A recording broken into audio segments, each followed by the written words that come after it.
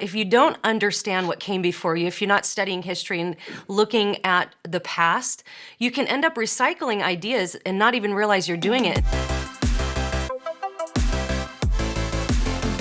When I was reading this post for the first time, I just remember reading this line and going, that's it right there, where you said about all of these deconstruction stories, you said they always end their statements with their new insight, new truth that is basically a regurgitation of Jesus' words. It's truly bizarre and ironic. And this is so true. This is what, and then they make a platform out of it. Be good, be kind, do all this good stuff. Yeah. They'll say, I'm disavowing my faith, but remember, love people, be generous, forgive others. And so essentially the point you're making here too, as you go on, is they're borrowing that from the Christian worldview, but they don't actually have justification to say that we should be doing those things because they've removed the foundation from which they would be able to justify even saying what's right or wrong. And I thought that was such a great point. But I think, when you said the emotions you were feeling when you were writing this post, the thing that just kept coming to my mind is it was like righteous indignation. I think that you did stand up to save a lot of people that were really confused by some of these posts. And so this has sort of led you on a journey over the past, I guess, year. It's been a whirlwind year, it seems like, for you, to where you're coming out with a new book, or by the time this airs, your new book will be out.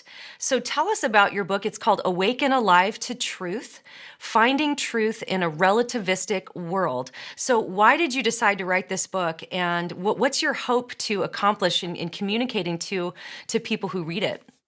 Right. Well, my hope is to make, what do you want to say this? To make people aware that there is truth that never changes.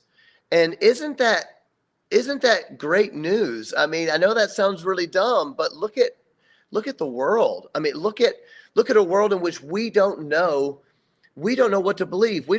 I've heard people say that, masks work. I've heard people say that masks don't work. We got to close schools. Don't close the school. Every single issue in our life right now is debatable on absolute moral grounds, and no one knows what to do. And if you're a young person, you're being raised in a world where they don't believe there is such thing as truth. And so the only way they can know how to live is to go onto social media every day and find out, what am I allowed to say? What am I not allowed to say? Right. What is moral? What makes me a good person? I want to be virtuous. In fact, half of what they have to do is not just in how they show their virtue, is virtue signaling or whatever you want to call it, but part of virtue signaling is that you have to disassociate from anybody that is now deemed bad, even if they weren't bad yesterday, but now they're bad, and now you got to disassociate so that you can virtue signal. These kids, it's no surprise that suicide rates are skyrocketing, anxiety rates are skyrocketing. They're completely nihilistic. They have nothing to live for. And I wanted to write this book to say, that's because your life is not built upon a foundation that is unshakable. There's only one foundation that's unshakable, and that is the unchanging word of God. Doesn't that sound so good right now? And so that's kind of the point of the book, is that there's two ways you can try to find truth in 2020.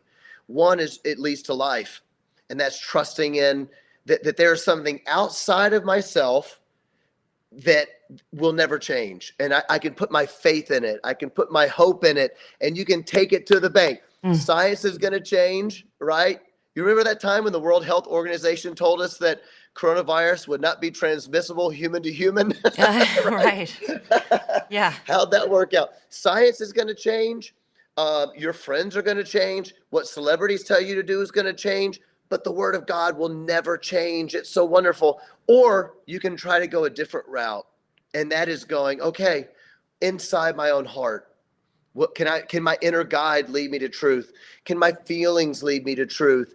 Can my deconstruction, and if I take in all the various philosophies of the world, I listen to 5,000 different voices, and I'll know which one is true in my own heart, because I'm a good person. And that path will lead you to death every single time.